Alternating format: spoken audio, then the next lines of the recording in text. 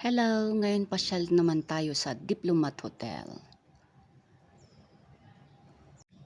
Ayan, pagbungad mo, yan ang iyong makikita. Tingnan nga natin kung totoong may mga ghost daw. Charot, 'di ba?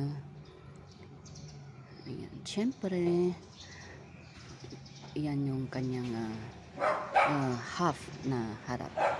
Tapos, itong kanyang right side. May nakikita ba kayong mga multo? 'Di ba? Tapos, punta tayo sa may gawing likod. Yan, ang ganda ng hotel. Malaki sana yun. Maganda. Pag inayos. Diba? Maluwang yan, oh. Wala naman akong nakitang multo. Pero pagdating sa likod yan, oh. Ang ganda ng view niya. Lalo pag kasama tong mga tanim nila. Tapos dito naman, dito nagpapapicture yung mga turista. Ayan, kasi yan ang parang mas nakakatakot na side niya. O, tignan nyo ang harap. Puntahan natin. So far, ilang minutes naman ako dyan. Wala pa akong nakitang momo.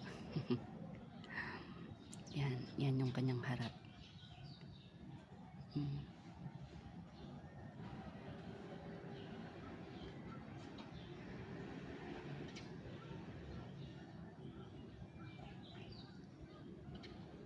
Lapitan natin.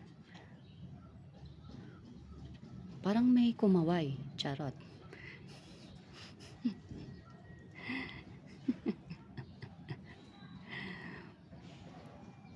Ayan. Maganda sana to kung hindi nasira yung mga salamin, ganyan.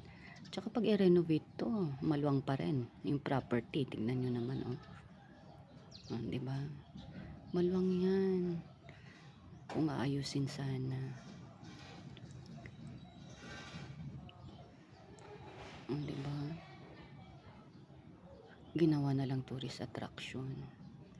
At yan po ang ating Diplomat Hotel.